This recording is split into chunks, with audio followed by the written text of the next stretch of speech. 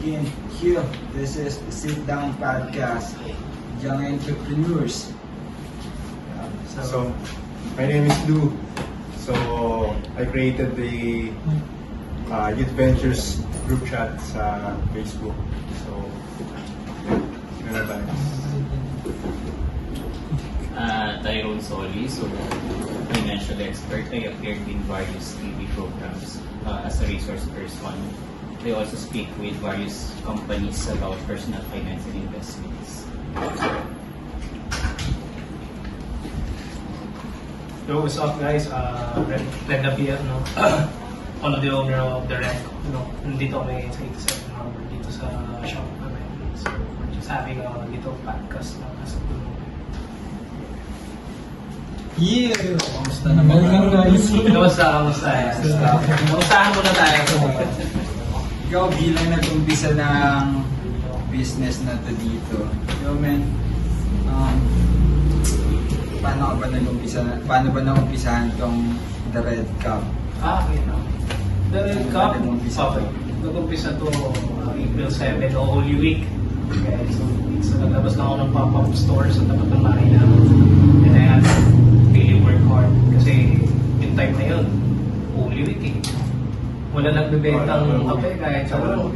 Oo. Kumbaga, parang sa ulo, benta ka sa tapat ng bahay mo ng kape, sumisigaw ka lang, kape mo. Tapos April 7, so after 2 weeks, nabawi ka naman lahat ng puhunan ko and everything. Kasi doon na nangyari yung mga medyo challenging points. Doon na magkarahan tayo, MDX and everything.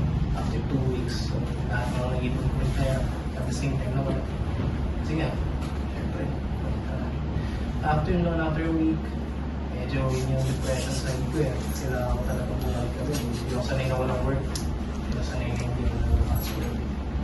After a week, I had to start again kahit masakit pa yung appendix yung tayo ko. Tapos nagbukas kami ng shop nun. Nagkaroon na kami ng shop na maliit. All in all lang siya dito sa may first branch namin, 73 LPJ. D. Francisco sa may KNR. Yeah, yun yung first shop. Okay, it's Cruz Naligas. Cruz Naligas. Diliman, Quezon City, right? Yeah.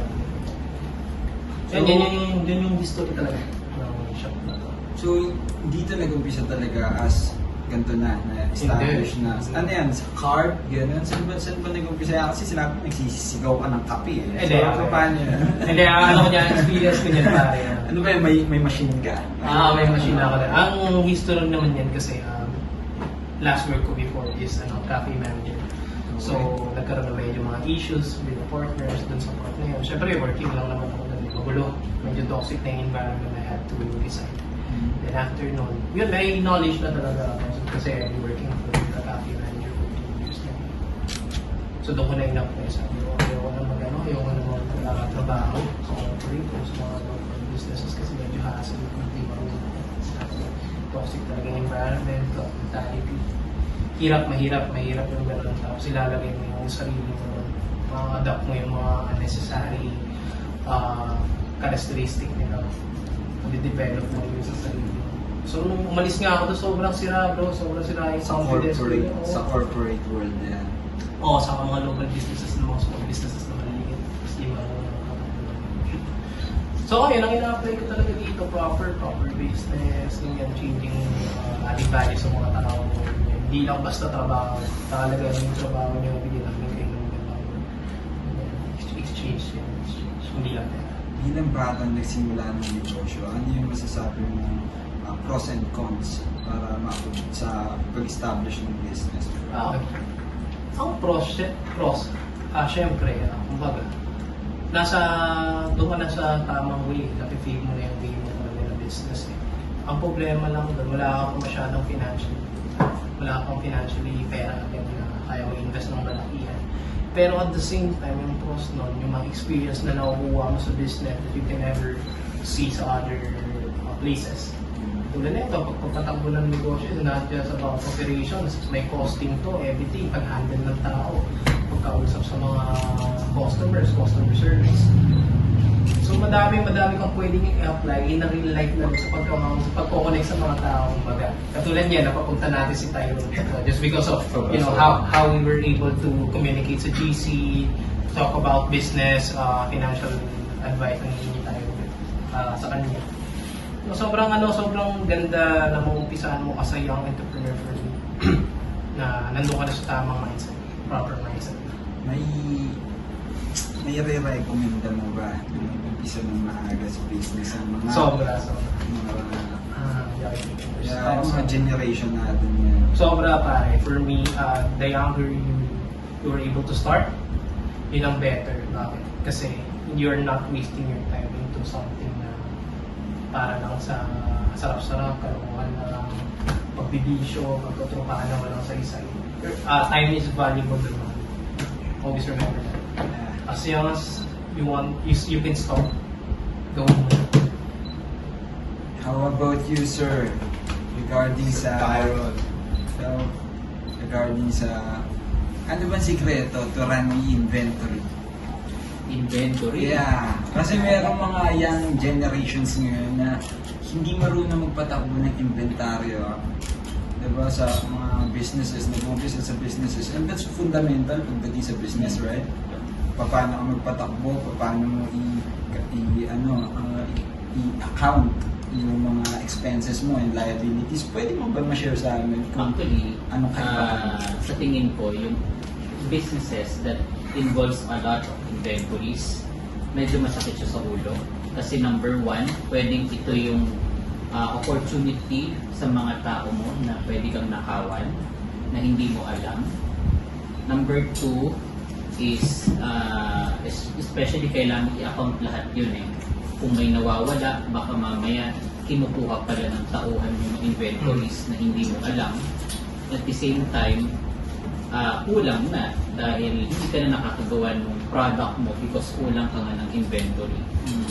So, mga businesses na malakas sa inventory, medyo kailangan ng masusing pag-focus doon sa inventory management. Tingin ko, number one is, syempre, pag in terms of inventory management, dapat accounted lahat.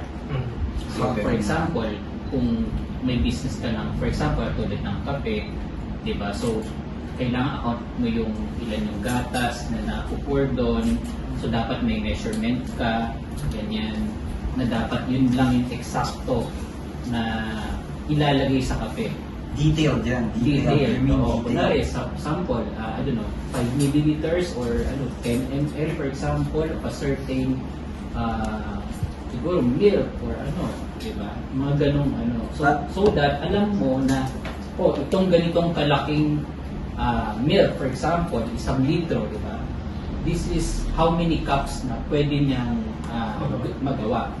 So that, kapag nakita mo na, teka muna, kulang yun hindi niya na-produce yung ganito karaming cups, definitely may kumuha nun or may nag-consume nun. Simply means importante para sa pag-inventory.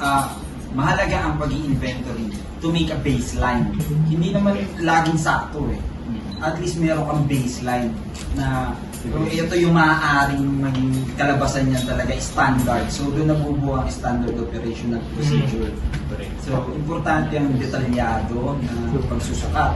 Pag-ano ng ganda ng app na ito. May take ako dyan. Okay. Okay, as a logistics ang graduate ako by basically logistics management and supply.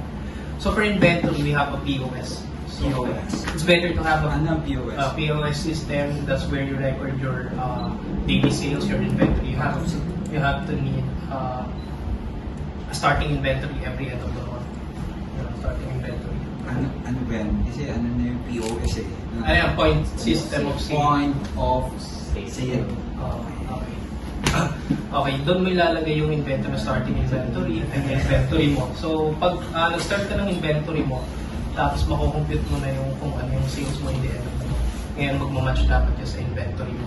So, tama yung sinasabi nyo na dapat lahat accounted for grams, ganyan, kung ilan yung make mong kape. So, let's say, per 1 liter of milk, ilan magagawa kong kape? Let's say 7. So, hindi naman necessarily talaga Sakto palagi. Eksakto palagi. You need to account for wastage. So usually kasi hindi tama yung pagpupul. So doon mo for me, pag ganyan na expected ko na kasi yung to 7 ang magagawa mo dapat. 6 lang usually nagagawa kasi hindi rin talaga accurate at most of the time. So, ang gagawin ko din, papasok ko siya sa costing. Okay. Papasok mo sa costing ang waste. ang waste. Okay. Para automatic, hindi ka nalulugin kahit hindi sakto 7.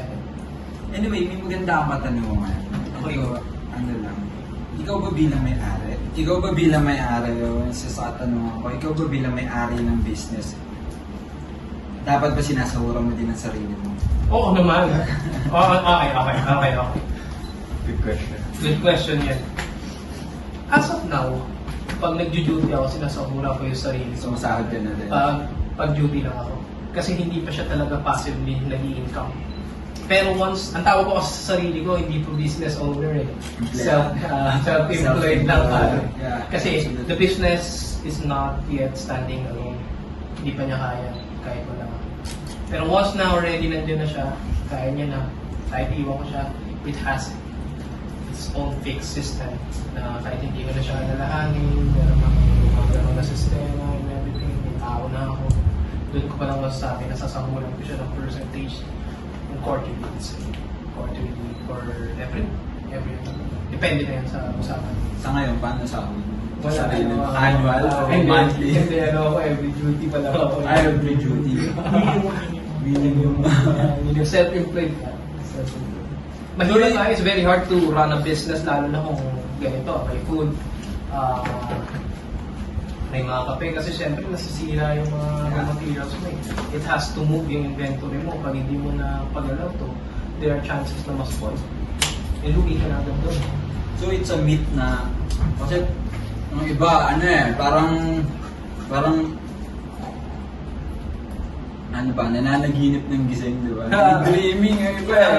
Nagnegosyo Pag ka may din eh. business ako, lahat ng income, nasa bulsa ko, yan. So, Okay. kasi yung iba, ganun talagang nakikita ang mindset eh.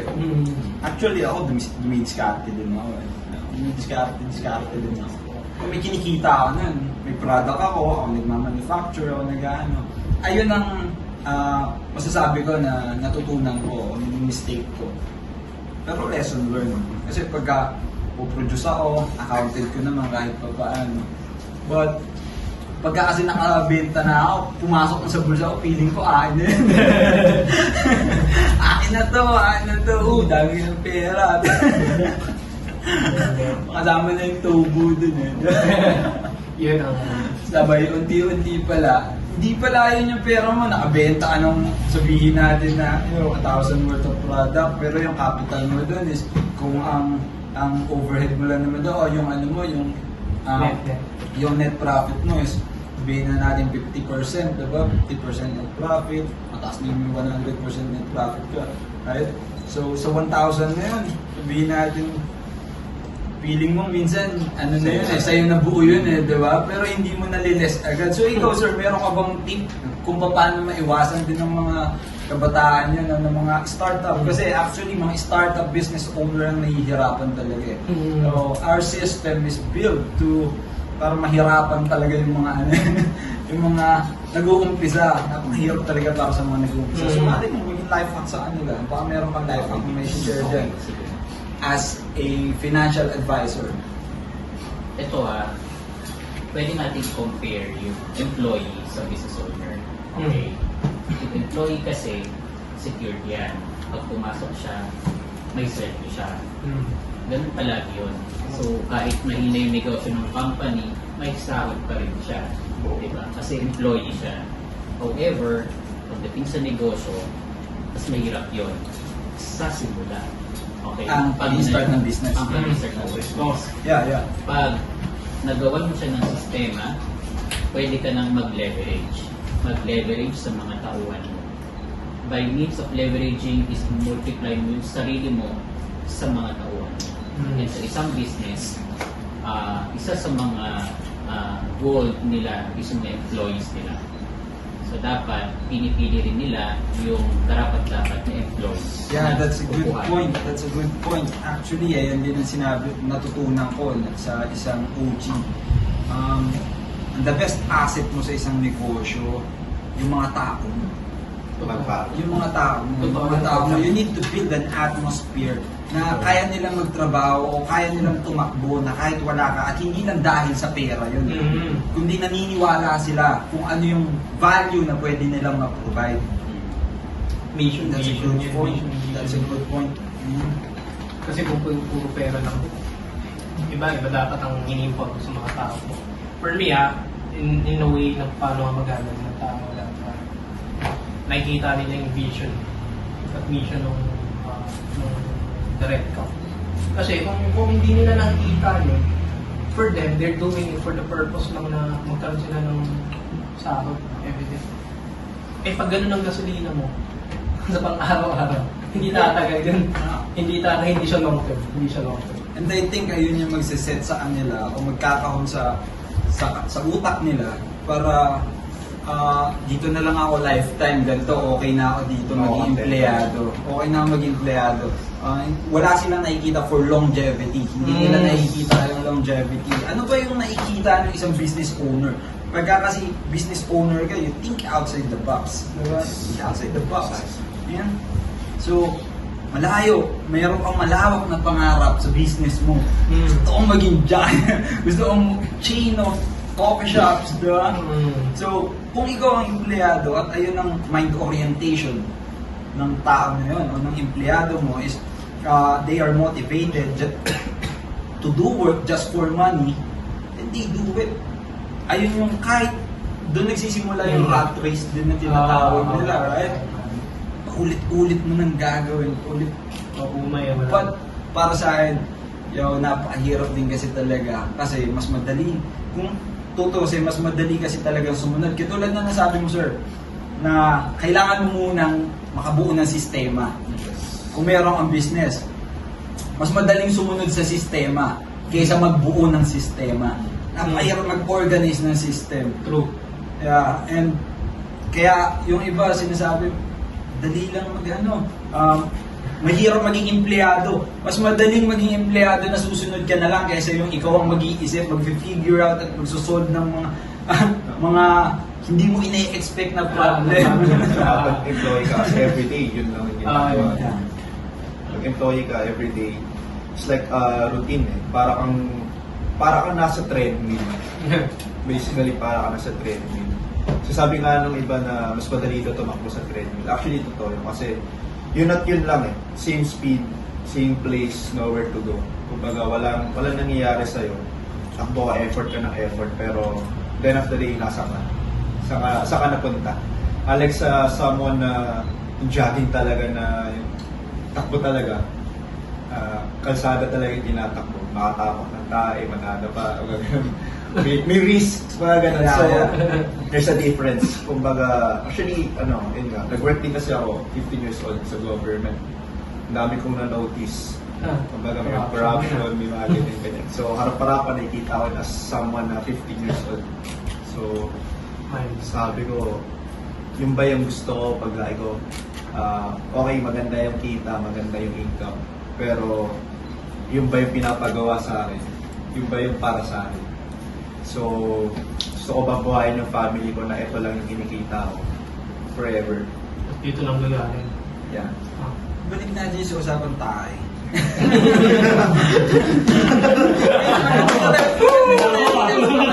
Maganda yung reference mo. Yung tayo naging risk. Risky talaga wala ng tayo. Tama ba? Risky yun. Hindi ka tulad niya ng treadmill na paulit-ulit ka doon. Pero doon yung experiences o yung yung atmosphere mo pa-iba-iba eh. At the same time, mas lumalawak doon ang isip mo. Diba kasi na-figure out mo, nag-explore ka, diba nag-figure out mo, ito pala yung tamang direction, dito sa ganda. Kasi yung sa paulit-ulit ka na, Yun at yun lang. yun at yun Walang route yun, Pero walang connection. Risk talaga ang risk talaga malaking risk ang shit. Talaga yung main point. Yo, so kung kayo mag-business, lagi nyo iiwasan. At expect nyo na rin na may mga tae talaga o may mga shit talaga sa Tama naman, daanan. tapoy, tama Kung yan. nag-start kayo ng businesses. Tama yan. So, Na-relate niya pa yung sinabi ka tayo. Okay. Ito maganda. Kanina kasi nag-usap tayo about sa pagiging empleyado, diba? It's very important for a business owner na mapakita niya yung perspective or yung mission nga ng company or yung shop mo. Kasi kumbaga, yun yung mangyayari doon, makakuha nila yung in a long term kung ano yung position nila dun sa hindi lang yung pera. Kumbaga yung role, yung responsibilities na pwede nilang gawin. Lalawak eh. Lalawak. Saka dapat as a business owner, meron ka magandang open ka sa ideas. Hindi ka close-minded.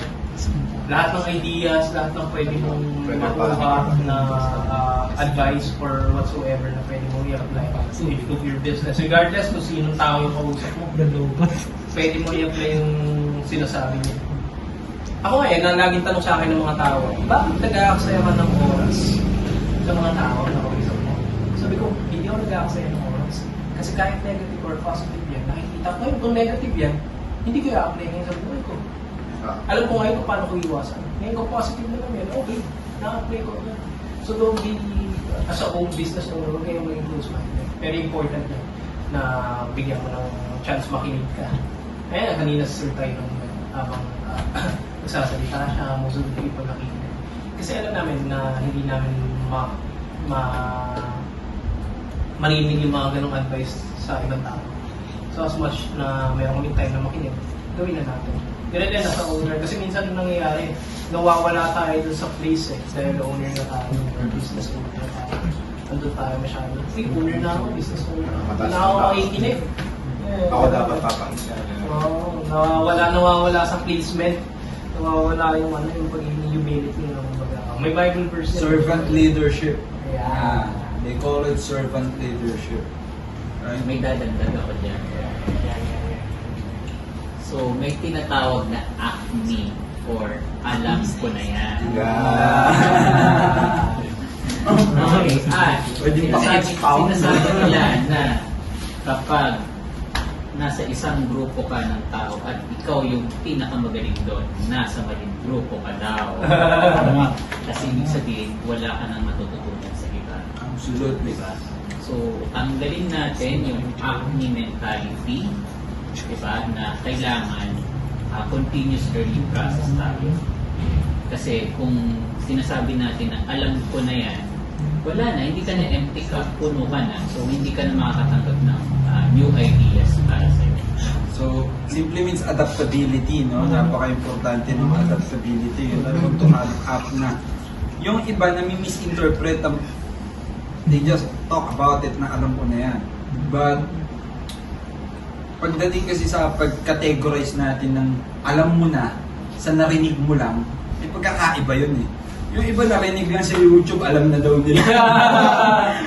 Napakinig lang na pagbasa ng libro, okay, alam ko na yan. No, hindi yan magiging wisdom if you don't know how to apply o hindi mo pa na-test sa buhay mo yan. Real wisdom comes from experience. Kung hindi mo pa na-experience yan, maybe that's informative. Sabihin natin, a piece of good information. But kung hindi mo pa na-apply yan sa buhay mo, hindi mo absolutely o hindi mo yan nasubukan based on your experience, hindi natin masasabi na ano yan, tested knowledge or effective. Diba? Hindi mo po pwede yan i-push na, ano to, ito yung gawin mo. Madami kasi yung nagtuturo, di ba? Nagtuturo na, tuturo na hindi naman nilakaran talaga yung ano na yun, yung tinuturo nila. Hindi naman nila nilakaran. So, that shit for me. Para sa akin, ayun yung mga shit din sa industry na iwasan nyo. Iwasan yung mga tabak na shit. Alam nyo, yung sinasabi nyo na acne, feeling ko ano yan eh, ang Pilipino nagkaroon ng defensive mechanism in terms of yung body. Ayaw nila makinig, pero more on defensive mechanism na lang ng tao yan. Pag ayaw nila. Para sa akin natin.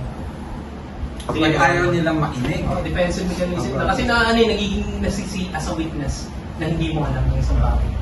So, ano yan? Hindi mo defensive lesson mo. Ako siguro may yata. Siguro ang iyan ko dyan, yung mga tao na nagsasabing alam ko na yan. Takot silang malaman yung totoo. Yun, ha? Example si Kuya Ren. Pares kasi kami sa community. Actually, nagulat nga ako. May isa kami community na mutual kami sa calisthenics. For example, Ay, ako din lang. example sa calisthenics, kunwari, si Kuya Ren. Gusto niya akong turuan mag 360 dun sa bakal. Ganyan. Takot akong gawin, sabihin ko na, hindi, alam ko na yun eh. Kasi parang hindi mo pagawin sa akin. Alam ko na yan eh. Defense may Oo, defense. alam ko na yan. Hindi ko na kailangan gawin. Alam ko na yan. Pero in reality, takot lang talaga akong gawin. Tsaka yung kasi, ang iba kasi, takot silang yung sa pagbabago, yung sa mga changes. Kasi, yung parang sa rat race nga, kumbaga, yun lang kasi ginagawa nila. So, comfortable na sila na yun lang yung gagawin. Nature naman kasi ng tao. Nature ng tao talaga na when it comes to change o transformation or level up, diba? Talagang yung fear comes from hindi mo alam eh. Hindi mo alam yung mga pwedeng mangyari, yung wala kang expectation, doon nagsisimula ang fear eh. So, para maging courageous ka, ang sabi nga, yung tunay na matapang, hindi yung hindi yung taong hindi ko kaya kong gawin yan, gano'n. Kundi yung tao na kahit takot siya, gagawin pa rin niya. Ang tunay na matapang, courageous, di ba? So, para mag-level up ka din siguro, you need to, kailangan mong mag-step up o umalis dyan talaga. At napakihirap lang talaga i-embrace ng change. May sabos niya.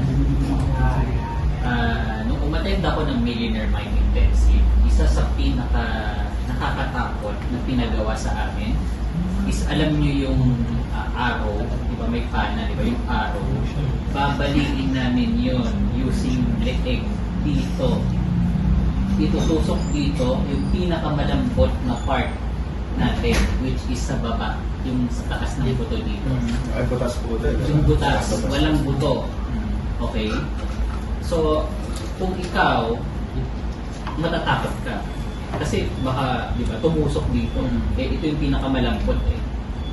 Pero ang ginawa namin, ang mangyayari kasi is, a partner of your or body mo, hahawakan ng paganyan, tapos ikaw, ipupush mo na pagganon. So, dapat mabali mo yon. Okay? So, ang tinuturo doon is act in spite of fear. Absolutely. Yun yun. You need to face. Kasi may mga ibang participants na hindi nila mabali-bali kasi takot sila. Takot sila na masugatan or ano. Yung wrong yung anticipation, baka mamatay ako. Mamatay ako, buti sila lang muna ko.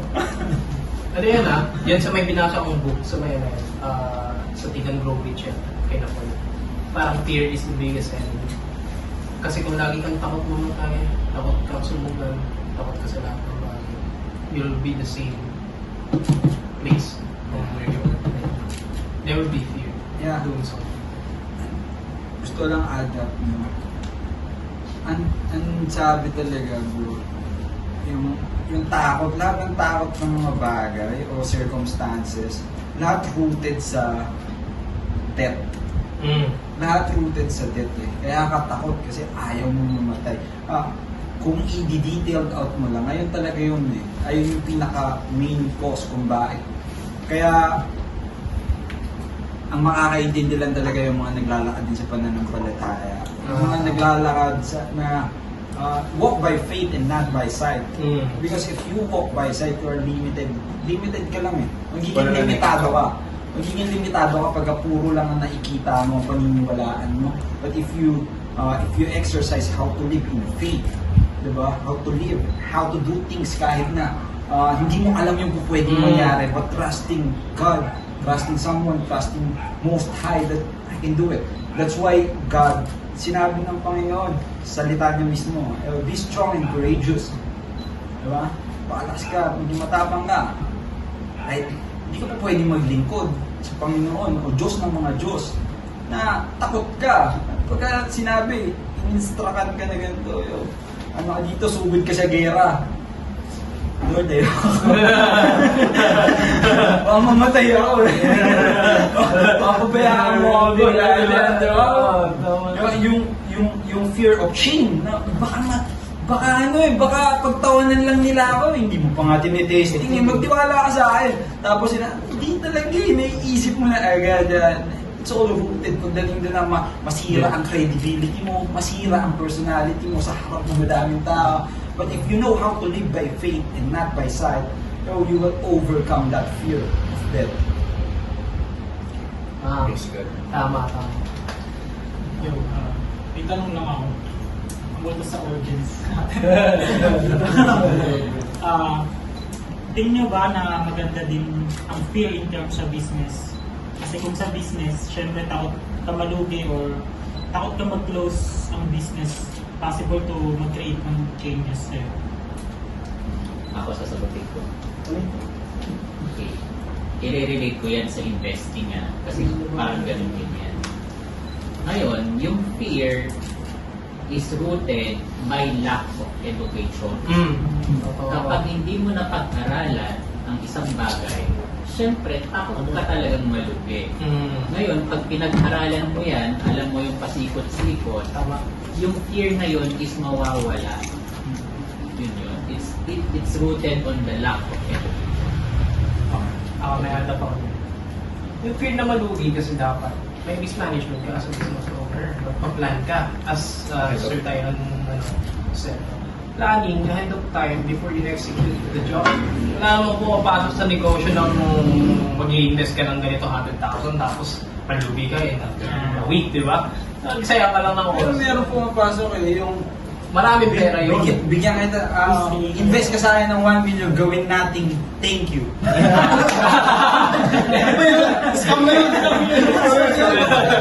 Ito pa, this is the difference when it comes to meron kang capability agad na maglabas ng pera nang hindi mo pinag-aaralan ng isang bagay. Ako kasi I started, I had yun lang yung pera ko. 30K lang. Hindi ko aaralin. Palugi ako nito, after 1 week, wala na ako. There's no Zero ka na. turn back. Parang likod ko, wall na eh. Kasi hindi ko pa aaralin. So fear, pwede mag-push ang, pwede maging driving force ang fear para mas maging attentive ka at mas maging careful ka. Oo. Careful ka para sa mga next steps mo. Next, right? Tama ba, sir? Tama. Pero di ba dapat, You know how to use fear. Understand that fear. pero dapat ina-expect mo na yung pagkalugi, di ba? Pagpapasok ka sa business or mag-i-invest Ang ka. tawag dyan, ay hindi mo Kailangan mo i-expect mo na. Siguro hindi naman siya Kasi kung ini-expect mo yun, bakit ka Bakit ka papapasok sa papasok? first place sa Yeah. business? Hindi parang handa ka na hindi naman sa Ang tawag dyan, risk digestion. For me, I think yung ang tawag ko dito, yung risk, Mitigation. Yung Risk hindi, yung sa mitigation. trading, Sige. ano yung sa trading, what you can lose lang. That's the only Invest what you thing can lose. lose. Invest what you can lose. So kung nag-business ka, nag-aral ka ng maayos, ito lang, 50K lang ipapasok ko. Ready kang malugi yun. Okay lang, hindi mo pinasok yung 100%. Ako pinasok ko lahat eh. Yeah, that's the important of education. Kasi Oo. makakalculate mo yung risk. Yes. Yeah, magiging calculated risk. Hindi mo naman, hindi ka papasok talaga sa businesses din na, at least nababawasan yung takot. Oo. Although nandun yung takot, pero may confident ka. Diba? May pambalanse ka. Kasi pangit din talaga yung overconfident ka eh. Yung overconfident ka na, kaya-kaya ko to, tapos nagiging magiging billionaire ako dahil sa idea na to, magiging ako, di ba? Okay. Sa akin na, ang take ko dyan, pare, yung pag sobrang overly confident mo, for me, hindi siya mali. As long as you can drive it to execute it as much as possible. Hindi mali magkaroon ng mindset na you can reach everything. Mangangarap ka na nga lang. Papangarapin ko na yung sagat, pre. Basta gagana lang to. Mali lang siya akin kung sinasabi mo yung isang bagay na overly confident ka, but you're not doing it. Yeah, Yun na, pero... just do it, sabi nga ng night. Yan, para sa akin yun lang naman. Walang mali sa pagiging overconfident as much as you can do whatever you say. Pero kung on the back of the hand, pag nagsalita ka, Hindi mo kayang backupan. hindi mo kayang backupan, hindi mo pa ginagawa, wala kang accountability with your own words and your own action, that's fucked up. Yeah. Pero kung ako, nagsalita ako, pupunta ako, kahit nilalagdag ako, pupunta ako. Doon mo ko nire-respeto bilang tao. Actually, hindi yung isa sa POV ko talaga eh. Anyway, El Cholo madiskarte. The house, once again. So, madiskarte. Diskarte ito. Diskarte ito. Yung gusto ko lang itapid ito. Kayo, diploma o diskarte? Pareho, Basta both. tanong. Both. Okay. Pang! Break muna. Okay.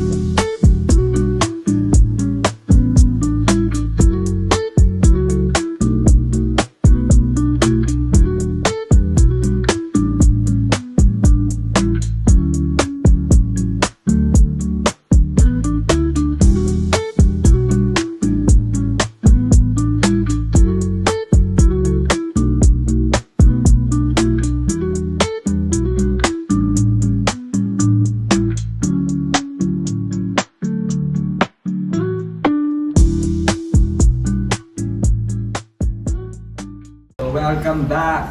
This is the sit down. Nandito tayo ngayon sa The Red Cup, which is located sa 87 Harv Wharf, Cubao, Quezon City. Kung gusto nyo mag-enjoy kasama at gumawa din ng podcast katulad nito, this is a place to be.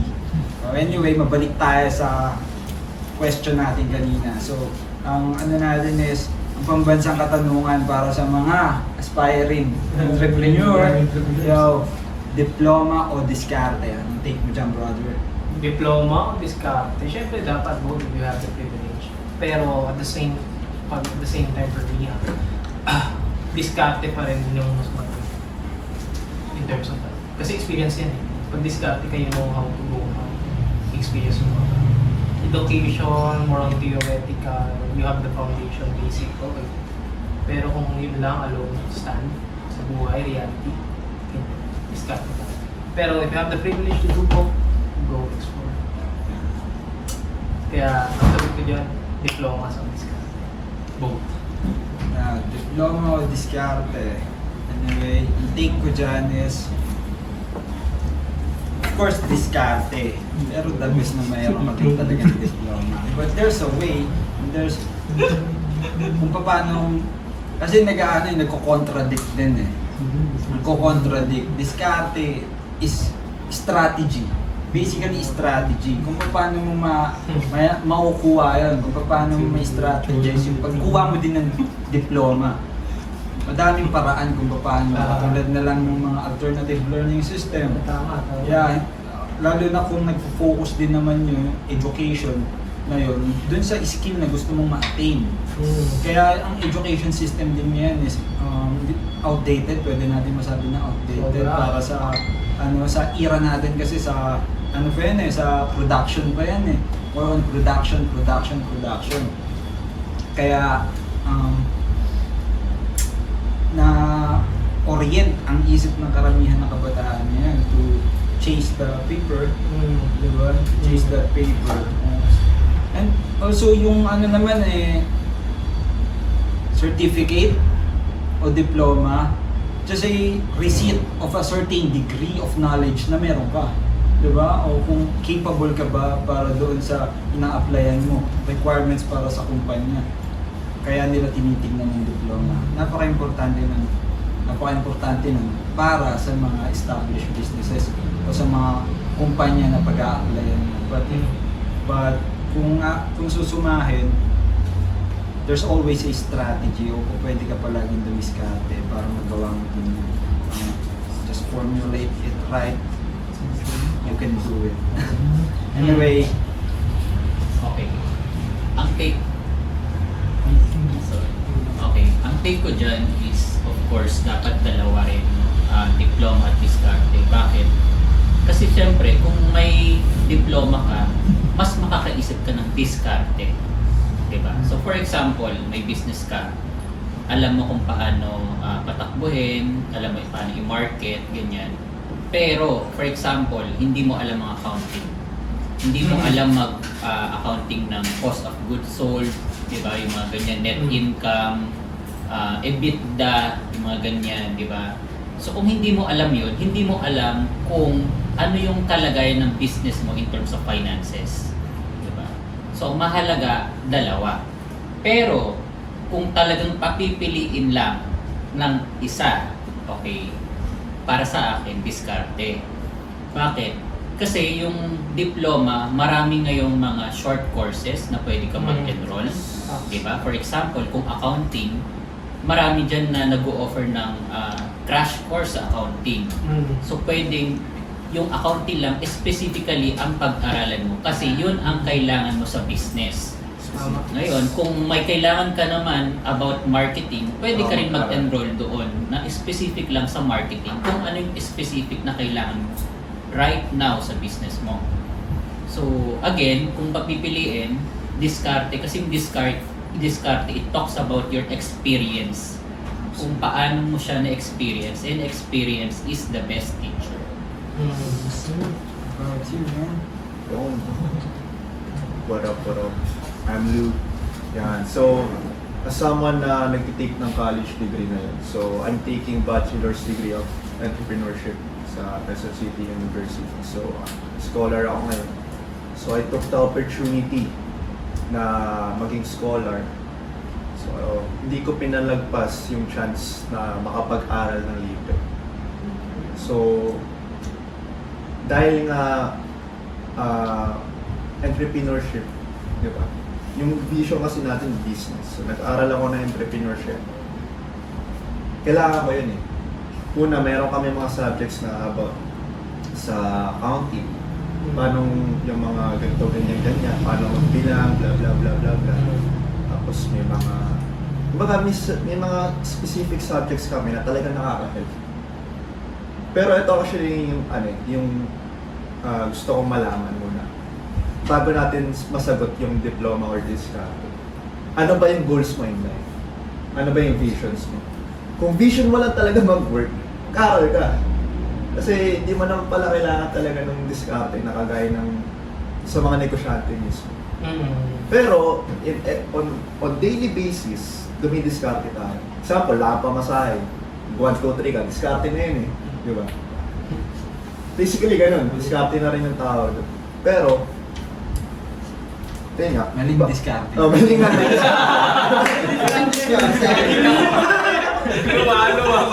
Mga diskarte ba? Maling diskarte. Pero, in some way, Yeah, in some way. matatawag mo siya diskarte. Pero, tama eh. Mali yung ginagawa. Tumiskarte. Diskarte. Diskarte. Kumbaga, Tactic. May arsenal. On daily basis Last resort. last resort na yan, pag wala ka talaga ng option. Pero kumbaga, nabibuilding kasi yung diskarte ng isang tao in terms of survival. Kung paano ka mabubuhay, paano tatagal yung ganito, paano na-survive yung ganyan. Pero, yun nga, kung vision mo talaga mag-business, dapat, gaya ko, nag-aaral ako. At the same time, nag-business. At the same time, nakikipag-connect with people, kagaya niya. Actually, kung I'm the youngest among this, 8 years old pa lang ako. So, I'm the youngest. So, isa yun sa mga diskarte ko, I have to connect. Bakit? Pag-graduate ko, considered na ako as unemployed. Pag-graduate ko, who am I? Sino na ba ako? Ano na bang meron sa akin? Meron ako certificate na tinapos ko yung course ko. And then what? So, doon papasok yung diskarte. Ngayon,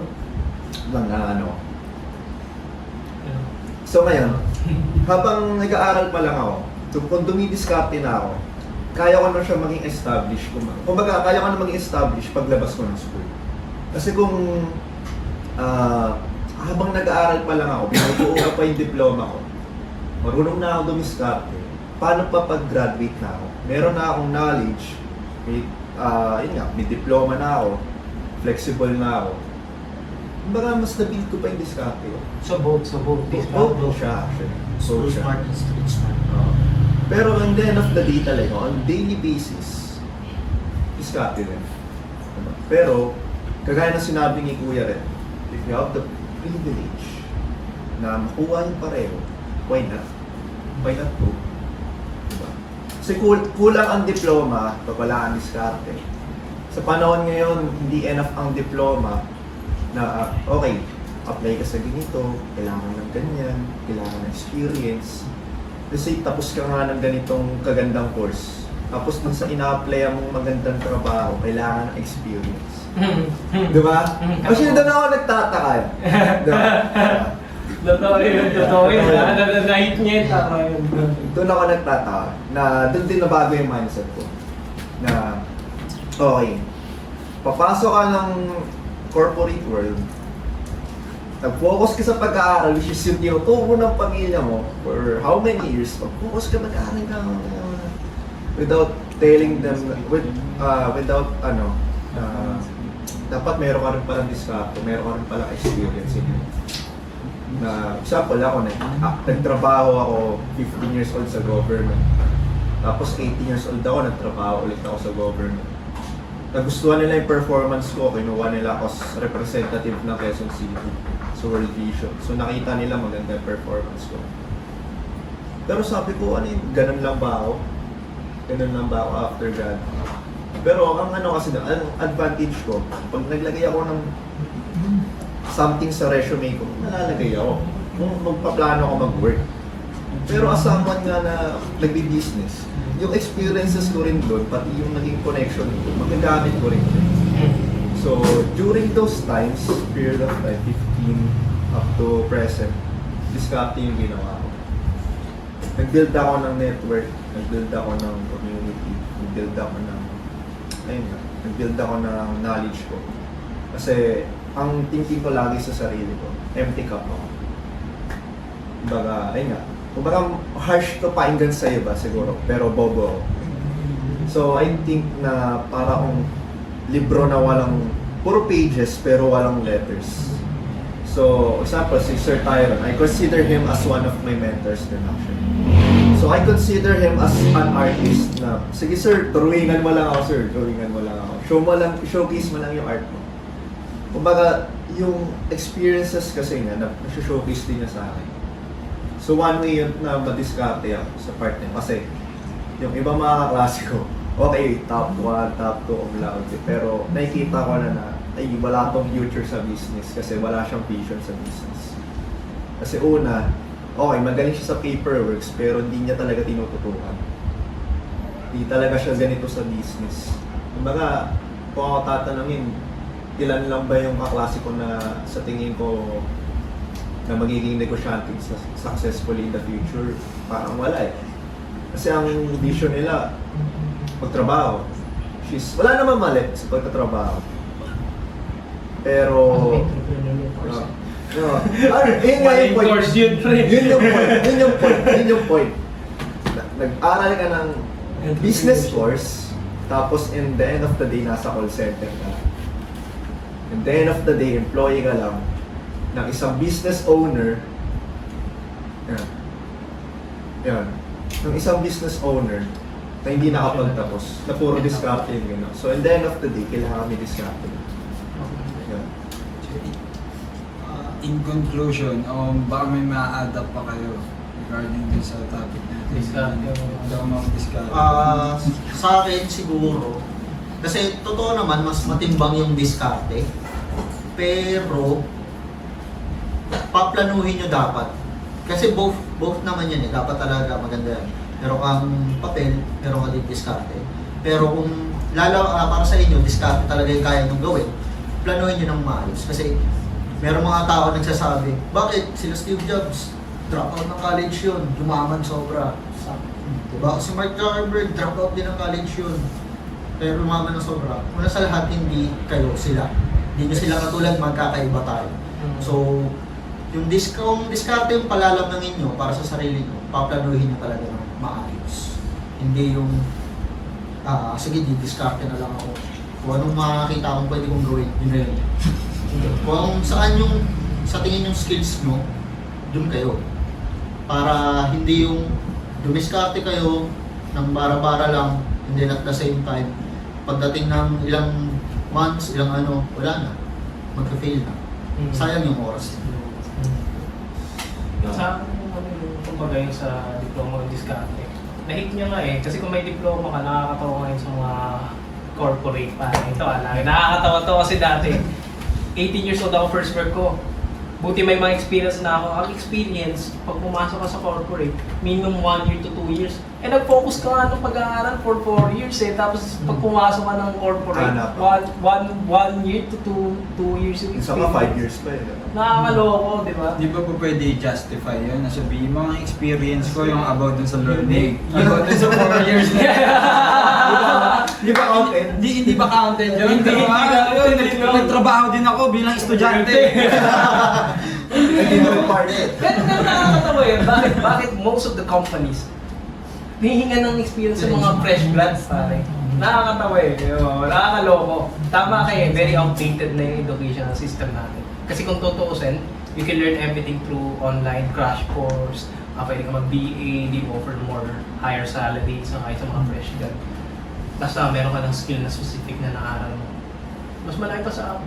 Dami kang kakilala, mga naka-triple work, VA, 80K, 100K, grabe. Lahat yun naaral lang nila sa YouTube, sa crash course. No? So, diskarte pa rin talaga. Basta you know how to... Pero binavalidate lang din kasi talaga ng diskarte. Yung certain amount of knowledge na binibigay sa'yo ng diploma eh. Di ba? Kaya niyang i-validate. Kung kaya mo bang i-apply, nasa application pa rin talaga eh. Kung paano mo may apply. Although nalaman mo nga yun, kung hindi mo pa rin naman na i-apply. Although, nababalidate ka doon, masasabi na pwede kang maging competent dahil meron ka nito. And this is tangible. Ito kasi yung pagkakaunawa ko. No? Ang tangible kasi talaga ang experience. Ang tangible ang real wisdom and ideas na po pwedeng magamit mo, diba? So, yung kung i-depend mo dun sa piece of paper na yun, yung amount of knowledge na masasabi sa iyo ng tao, I think hindi siya hindi siya absolute na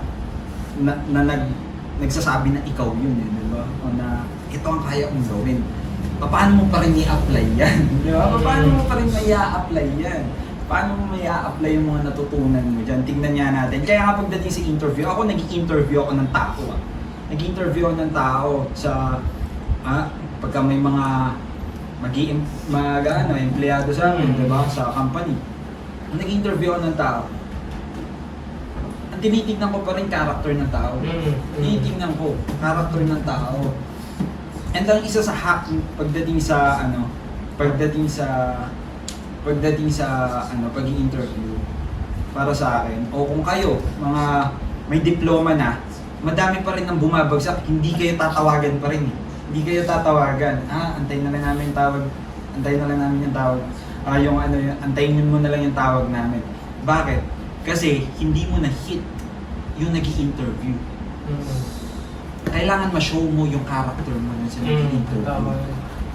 Actually, ayun lang naman ang kaharap mo eh. Ayun lang talaga one-on-one game yun eh. Pagdating dun sa interview. It's a one-on-one game. Pagka na-hit mo o naipakita mo sa kanya yung certain character na hinahanap niya para sa'yo, then, magva-vouch siya. I-refer ka niya sa company to get that job. At masasabi ko na pwede, competent siya dun. It's based on feeling. Then, diba? Kaya, pwedeng ma-disregard dun yung diploma mo eh. Diba? Ako kasi hindi naman ako diplomado, hindi ako tapos ng hindi ako tapos ng college.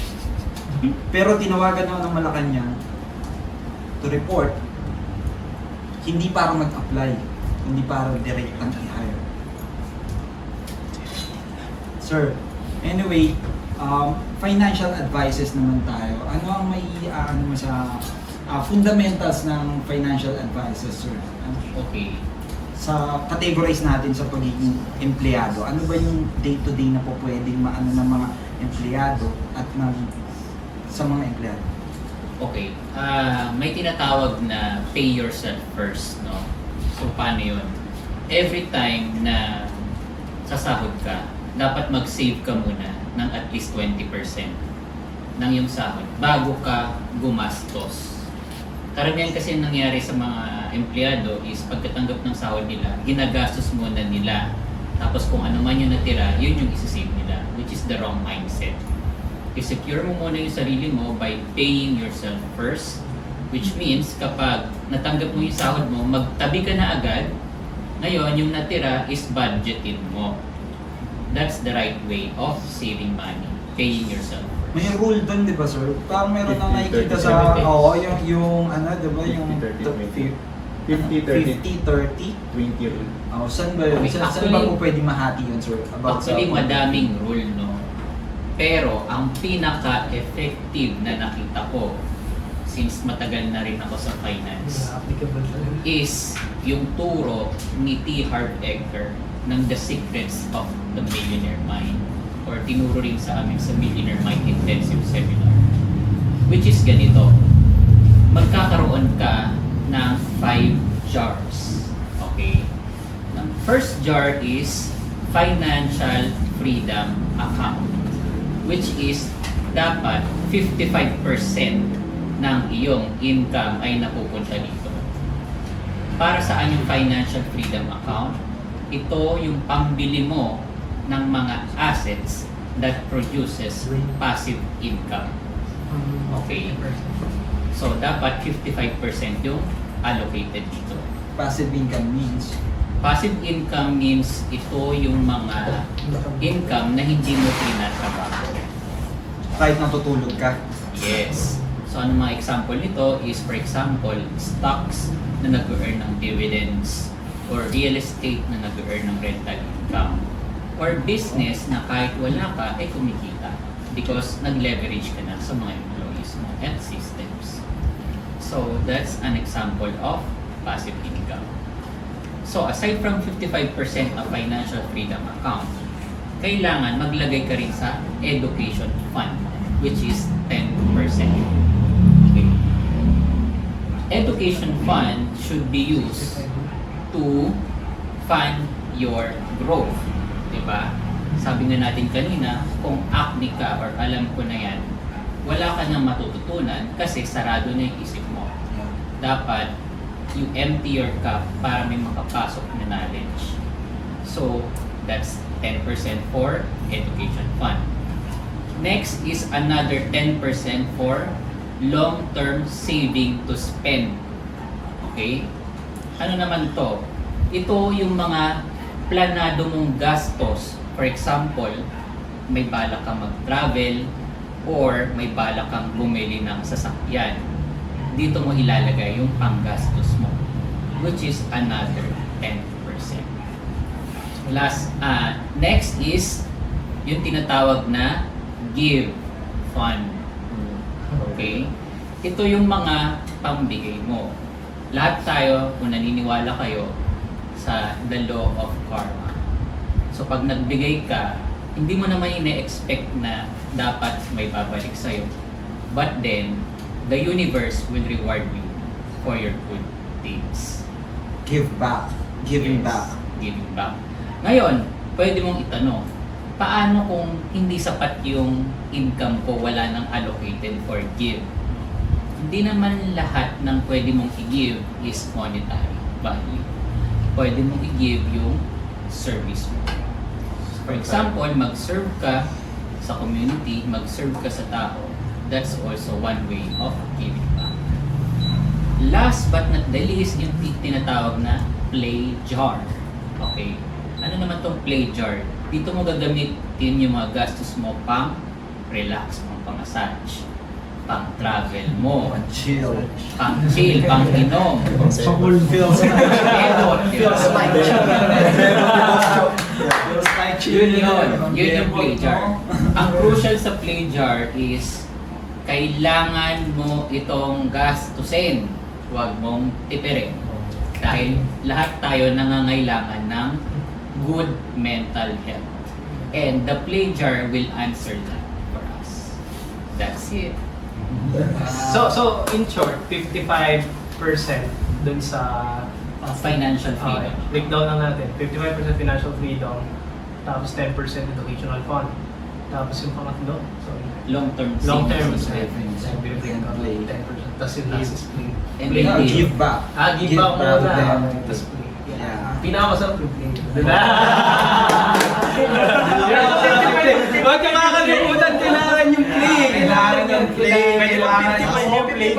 Importante na sa Minsan dulo. nakakalimutan na ng tao, nakafocus lagi. Di ba, nagkasakit. Nagkasakit. Ano ba? So, kailangan mo yan. Kailangan ko na. Kailangan mo yan. Kailangan ko yan. Applicable pa yun sa ano, sa minimum wage. Ayun. Okay. Kaya, ay! Good question yan. Okay, calculate natin. Marami na akong natatanggap na ganyan from my audience whenever I speak with companies. No? And ang palagi kong sagot dyan ay 4 words. Okay. Earn more, desire less. Earn more by, number 1, increasing your income, upskilling your skills. Pwede kang, for example, kung employee ka, is mag-transfer ka to a higher paying job. But make sure you upgrade your skills to provide more value because value is equivalent to money. The more value that you give, the more money you can get. So aside from upskilling, pwede kang mag-source ng another source of income. Which means, for example, pwede ka mag-freelancing, pwede ka mag-buy and sell, pwede ka mag-affiliate. Right now, with the onset of internet technology, marami kang pwedeng gawin at pwede kang kumita. So, that's the earn more side. Sa desireless naman, definitely papasok dito yung budgeting. Okay? So, kailangan mag-cut ng expenses. Kung tignan mo yung mga expenses mo kung ano ba yung wants and needs. At kung pwede mong bawasan yung wants, then gawin mo. And lastly, kapag nakapag-ipon ka, wala kang utang, may nag-build kang emergency funds, pwede kang mag-invest sa assets. Ngayon, ang isa sa mga tinuturo ko lagi is, paano mo malalaman na ang isang ini-investan mo is asset o liability? Okay? This is the answer. If you lost your main job or your main source of income, assets will feed you while liabilities will eat you. Bakit? Kapag nawalan ka ng trabaho or your main source of income, assets will be the one to feed you dahil kumikita yung assets mo. Whereas, pag nawalan ka ulit ng source of income, di ba, or your job, yung liability, since bayarin tong mga to, siya yung kakain sa'yo. So, assets will feed you while liabilities will eat you. Okay, for emergency funds, ilan ang minimum na magandang ilagay mo for emergency funds? Okay. Yung mga usually katanungan kasi, di ba? Okay. Pagdating sa emergency funds, kailangan mo nang i-ask yung sarili mo if you are a breadwinner or not. Kapag breadwinner ka, dapat at least 1 year of your average monthly expenses and not income. Karamihan kasi is sinasabi nila income. What if mas maliit yung income mo kaysa sa expenses? What if sumasahod ka na ng 20 pero ang expenses mo average monthly is 30? So, patay na yung emergency funds mo, kulang na pambayad, di ba? Kasi mas maliit yung income mo kaysa sa expenses. So, dapat ang basis mo is the average monthly expenses. So, again, kapag breadwinner ka, it should be 1 year. Kapag hindi ka breadwinner, 6 months is also okay. Ang personal emergency fund. Yes. Pag Personal breadwinner ka, 1 year. 1 year mo pag-iipunan yun. Then, Yes. paano mo maiipon yun? Anong gagawin? Well, in terms of pag-iipon, yun pa rin yung sinabi ko kanina sa earn more. Diba? Ba't wala naman din yung emergency fund sa jar? Sa Okay. Sa Okay, good question. Yung emergency funds can be gotten from long-term savings as well. Sa long term. So, ilang percent ang long term? 10%. 10%. So, at least dun siya kukuhain. Oh, hindi mo naman kasi ginagalaw 6 months ng 6 months. Sa 6 months for personal, no? So, ang ladder dyan sa personal financial management is number 1 is to save money, no, improve your cash flow. Number 2 is kailangan mong kailangan bayaran lahat ng debt mo, no? So once nakapag-save ka, bayaran mo yung debt mo. Number 3 is to set up emergency funds, which is kakailanganin mo to in times of emergencies. For example, nagkasakit or nawalan ka ng trabaho. Dito kakuha ka ng funds mo pang gastos. Number 4 is kailangan mong kumuha ng life insurance, di ba? Kung ang sasakyan nga, ini-insure natin, may insurance tayo, bakit ang buhay natin walang insurance? Ano ba mas mahalaga? Buhay natin o kotse? Buhay natin. Diba? And last but not the least, kapag nagawa mo itong 4 na to, last one is you can multiply your money by investing. Sir, anong definition mo ng mayaman? At saka ng mahirap? Yan maganda. Okay. Bilang financial advisor. Okay. Good question yan, no? Para sa akin, merong difference ang tinatawag na rich and wealthy. Yeah. Okay? Yeah. Ano yung difference nila? First is, maraming mga tao na nananalo ng loto. Pero after 5 to 10 years, wala na. Bankrupt. Minsan, mas mahirap pa sila bago sila nanalo ng loto. Diba? Dati wala silang utang, ngayon dahil nagnegosyo sila, pinansabong, pinansugal, nagkanda utang-utang pa na isanla pa yung bahay. Diba? So ang difference niyan is in terms of mindset and kung paano mo gamitin yung pera. Kung ikaw ay isang one-day millionaire, ibig sabihin instant gratification ka, hindi tatagal yung pera sa'yo, you are just rich. Bakit? Kasi hindi tatagal yun eh. Wala kang specific mindset kung paano patagalin. So dito pumapasok yung mga one-day millionaires. Ngayon, pag ikaw ay tinatawag na wealthy, ito yung may right mindset ka. Kaya tayo may tinatawag na generational wealth. Wala naman tayong tinatawag na generational rich. Diba? Generational wealth. Kasi dahil sa galing mong mapalago yung pera, napalago mo, pwede mo pa siyang ipamana. May succession. Sa mga Galing. Kaya mong ipamana sa successor mo. Yes.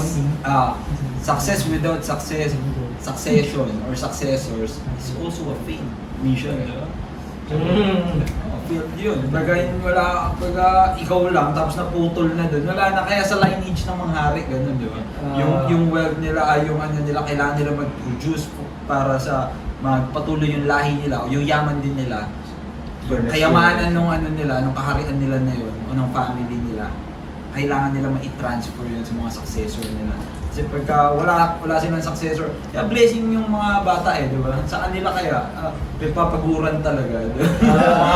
Kasi pag wala mag-i-inherit ng ng kingdom mo, o mag-i-inherit ng throne or title bilang king, useless, failed ka. Hindi magko-continue yung generational wealth para sa family na yun. Yan ang win.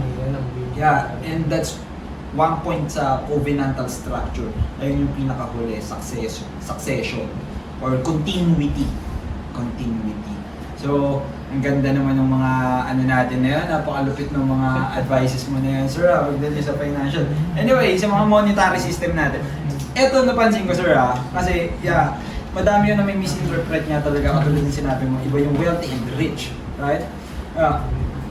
Kasi ang rich, I think, ang pagkaka-interpret ko sa rich, yun yung mga tao na you can live the life, pwede mong i-show off.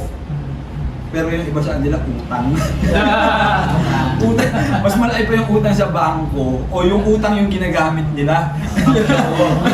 Yung utang yung ginagamit nila kasi madami mayaman, akala mo mayaman, may-ari ng kumpanya, lalaking kumpanya, pero hindi mo alam behind the scene. Nagtatrabaho sa bangko, right sir? Di ba madami dyan? Business owner, naka-Lamborghini, pero malaki ang utang. Kung hindi, hanggat dito, pag inilit ng bangko, wala na. Meron ako dagdag na question about yan. Kasi ako talaga, since bata pa ako, ayoko talaga umutang. What's your take when it comes to loans yan sa ikaw ba ano ka lang tong or kasi nasa banking ka nakikita you oversee everything kung sino yung mga ganito kalaki nababawid sila sa interest rate ilan ba ang interest rate ngayon ng banking anong take mo sa mga credit card kasi sabi one time medyo nahirapan na ako sa paglabas ng pera medyo gusto ko ayusin yung cash flow ko so mag credit card na tinitignan ko, 1 month lang, 0 interest, tapos the following month may 3%, 6%. Babawiin din sa interest eh. Ano take mo siya sa okay, maganda yung ano yun. Meron tayong tinatawag na 2 types of debt. Okay? There's a good debt and there's a bad debt. Okay? So, ano yung difference din ng dalawa? Good debt, pag ito ay inutang mo, it will go back to you via cash flow. So, pwede mong, kunwari, pwede kang umutang for your business, pwede kang umutang for your real estate, no, na self-liquidating. Ibig sabihin ng self-liquidating is yung tenant mo, yung magbabayad ng monthly amortization mo sa bank.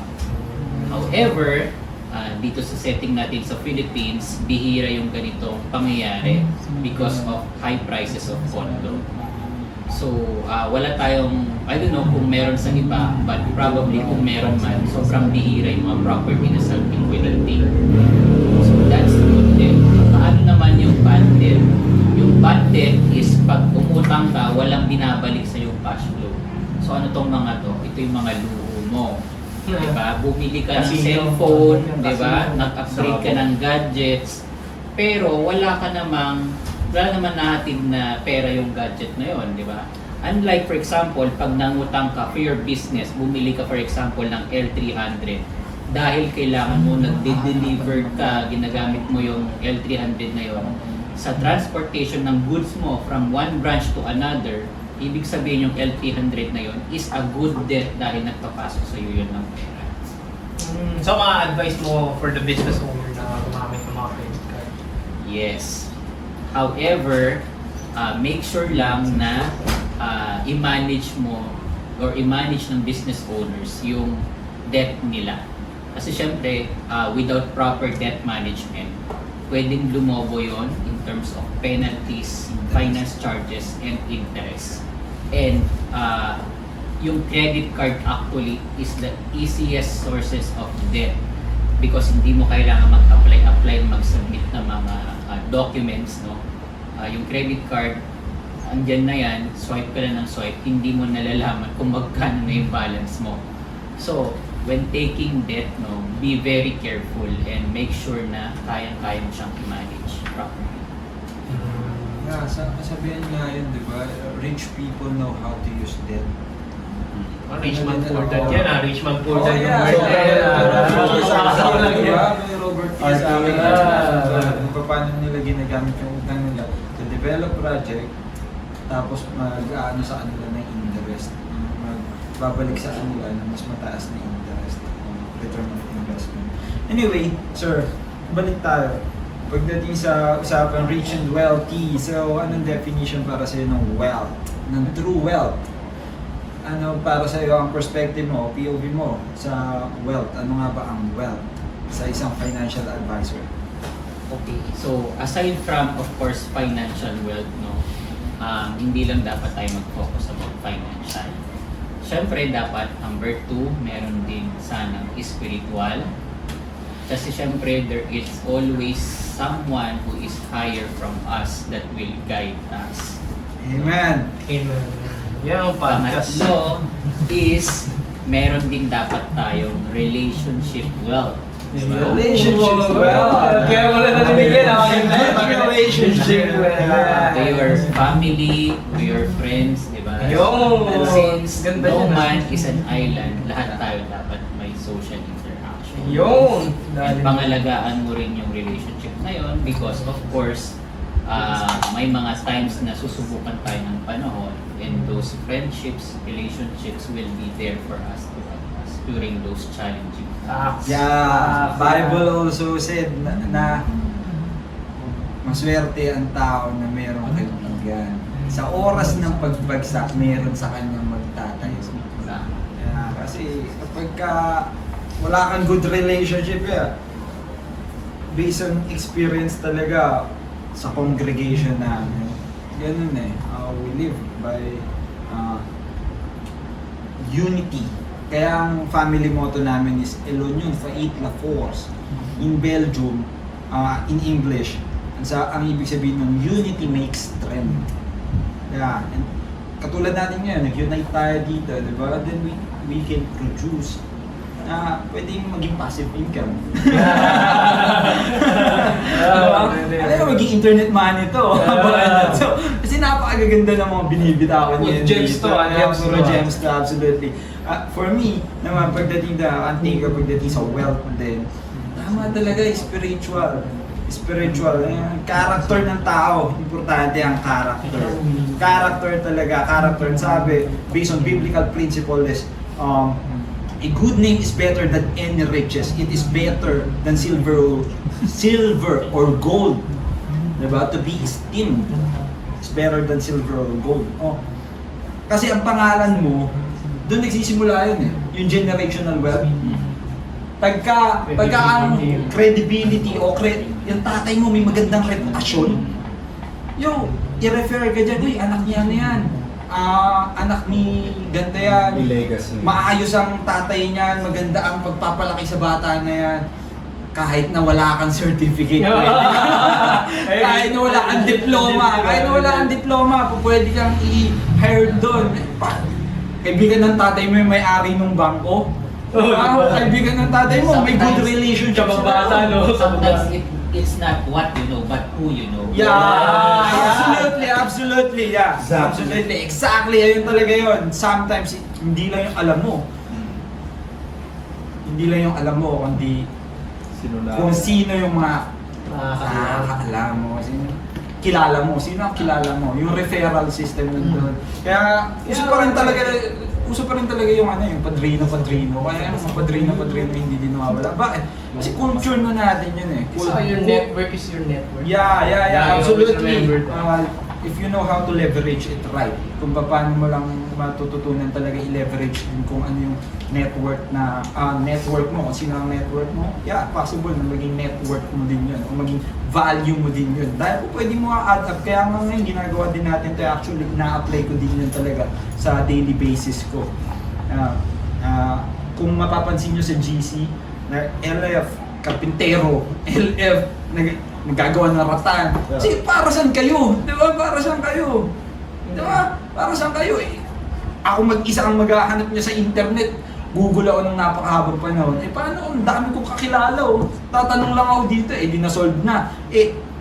Time is the best currency o pinaka-valuable na currency di ba? So kung makaka-lessen ako ng oras para sa paghahanap sa internet dahil sa network na meron ako, bakit hindi? Ba't hindi ko i-leverage yun? Ba't hindi ko gamitin yun, di ba? Para mas magamit ko yung oras ko para dun sa playtime. Kaya maganda yan. Maganda yan. Bakit tayo mag-end, promote natin ngayon si Sir Tyron for kasi nag-mentoring din siya, no? Tapos nag-create siya ng mga seminars, ganyan. You can actually buy the mentoring niya and everything. So, Sir Tyron, take the mic yan. Opportunity yan, sobrang galing. Okay. Actually, you can follow my TikTok at Millionaire Acts, no? Marami kayong matutunan doon. Follow. May mga contents ako doon na nasabi ko rito, but some hindi pa. So, pwede nyo akong follow doon. And at the same time, pwede nyo akong i-contact for personal one-on-one consultations. Yeah. Mas mapapaliwanag ko sa inyo, for example, pag gusto nyo matuto about cryptocurrency, stock market. So, pwede nyo akong i-contact for one-on-one consultation. Pwede mo bang sabihin kung magkano? Okay.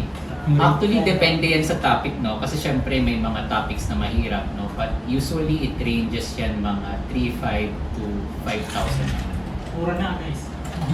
Mura na para sa amount of value. Pwede ma-adapt sa inyo. Ilang years of experience yan? Yeah, Ilang years of experience yan.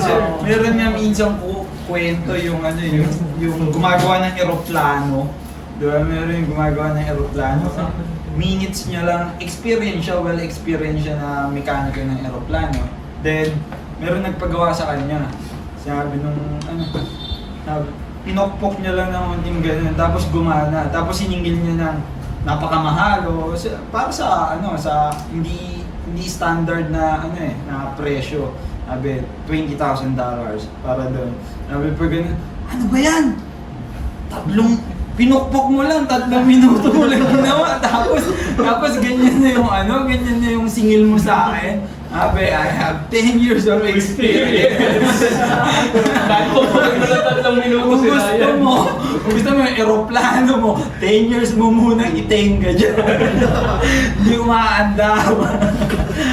Formal to 10 minutes. Pukpukin mo ng 10 years. Yeah, that's good, man. Kasi eto may mga valuable information talaga. Yes. Gusto ko din i-promote lalo na yung mga natin.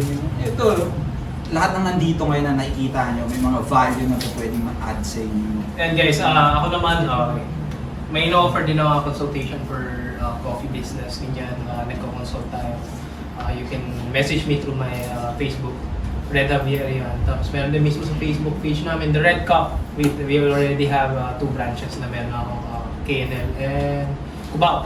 Tapos soon, we'll open in Maginhawa. That's Bar Cafe. So, yan. Gusto nyo, I'm already handling na yung mga clients ko, consulting. How much naman yung consultation? It depends kung anong klaseng menu and recipe ang gusto ko yan na i-handle. Pero more on specialty coffee ako yung artisan. Go to yung mga pigrustahan, yung mga powders, mga synthetic powders, cancels, more on natural flavors tayo guys. Anyway, meron pang question dito yung natin. May mga follow-up question pa yung audience natin dito. So, yo, what's up, G? Pwede ka ditong, pwede mo kaming samahan dito para maibaba mo. Bugay na koy-koy. Sujoys! Question lang to bago mag-end, parang situational, magsisilbing advice na rin siya sa karamihan. Kunwari ikaw sir, bumalik ka sa pagiging zero, naging empleyado ka na may minimum wage. Paano mo siya sisimulan? Saan mo ilalagay yung pera mo? Ano yung gagawin mo? Parang ganun na sitwasyon. Okay. Paano ka magbabounce back? Paano ka mag-bounce back? Okay, good question. Dito pumapasok yung tinatawag na number 1, experience. Number 2, connections. Number 3, knowledge. No? Right now, for example, di ba marami na akong na-acquire na connections, na-acquire na knowledge, no? Na-acquire na experience. No? Kung sakali man dumating yung panahon na maging zero ako, hindi ako mag-start from scratch because I will start from experience, from knowledge, from connections. Di ba? Yeah. So lahat yon magagamit ko to bounce back. And dahil na-acquire ko na yon, madali na lang po ulit mabuo yun. So paano ko sisimulan? Siyempre, for example, gagawin ko yung magtatrabaho muna ako. Pag nakaipon, pwedeng dumiskarte. Pagka nagka-diskarte, pwede mong involve yung connections mo. And at the same time, pwede mo pang dagdagan yung value na pinoprovide mo so that you will earn more. Hindi na kasi siya bumalik bilang newbie. Bumalik siya bilang hustler. Because the true meaning of hustler is alam mo yung pasikot-sikot sa industry mo. Ngayon, kung bumalik ka man, nawala man sa iyo pera, alam mo yung pasikot-sikot dyan kung paano, napakadali na para sa iyo na mag-gain back ulit kung ano yung nawala sa iyo. Dahil alam mo yung daan o nilakaran mo talaga. Saka may kasabihan nga, kumbaga, kung ang mahirap, bigyan mo ng mayor at isang mayaman na naubusan ng pera, na-back siya to zero.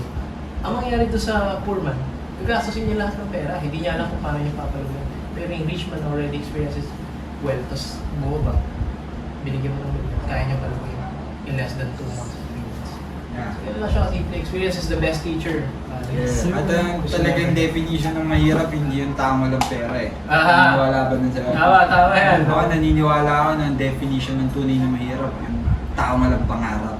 Yeah. Wala kang pangarap, wala kang gasolina, Grabe, useless din katulad nun, di ba? Although nabigyan ka, nanalo ka sa loto, pero wala kang pangarap para dun sa pera na yun, ang alam mo lang is gastusin yun. Pero kung meron kang pangarap para sa pera na yun, meron kang certain goal and mission para dun sa ano na yun, yeah, you will find ways, sabi nga ng video. May fear